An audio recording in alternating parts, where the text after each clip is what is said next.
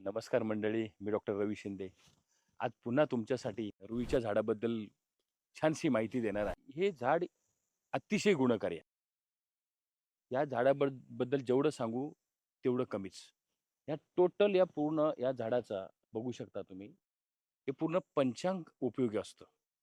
त्याचे गुणधर्म, त्याची मात्रा, त्या सगळ्या गोष्टी तुम्हाला आज मी सांगणार आहे. मागच्या व्हिडिओमध्ये मी सांगितलं होतं, की ज्यांना मायग्रेनचा त्रास आहे, त्यांनी सूर्योदयाच्या पूर्वी बत्ताशा किंवा गुळामध्ये एक थेंब टाकून ते गिळून घ्यायचं आहे. 7 दिवसामध्ये तुम्हाला चांगल्या प्रकारे रिझल्ट मिळतो.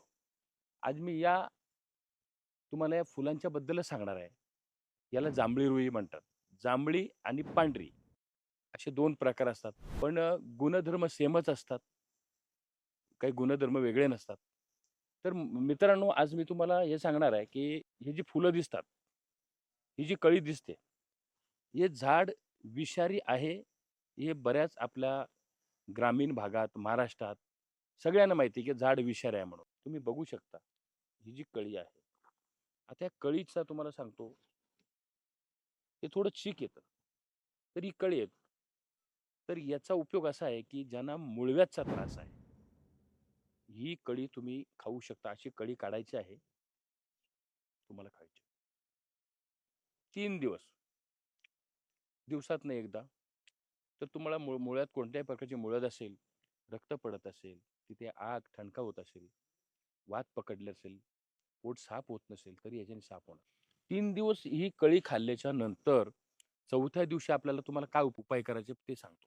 सूर्योदयाच्या पूर्वी या पान तोडायचं आहे आणि त्याचं जे दूध, ज्याला आपण चीक म्हणतो, दूध म्हणतो, जे तुमच्या भाषेत तुम्हाला जे योग्य वाटेल त्याप्रमाणे. सेम एका बत्ताशामध्ये किंवा गुळामध्ये तो एक थेंब टाकायचा आहे आणि गिळून घ्यायचा आहे. लक्षात ठेवा, सूर्योदयाच्या पहिले, त्याच्या अगोदर तुम्हाला घ्यायचं आहे. सकाळी एकदाच. 21 दिवस जर तुम्ही कंटिन्यू घेतलं, तर तुम्हाला कुठल्याही प्रकारची मूळव्याधमध्ये आराम येतो. ॲसिडिटी कमी होते, कॉन्स्टिपेशनही तुम्हाला असेल तोही कमी होतो. तर अतिशय गुणकारी आहे. करून बघा आणि मला नक्की सांगा आणि चॅनलला सबस्क्राईब आणि लाईक करायला विसरू नका.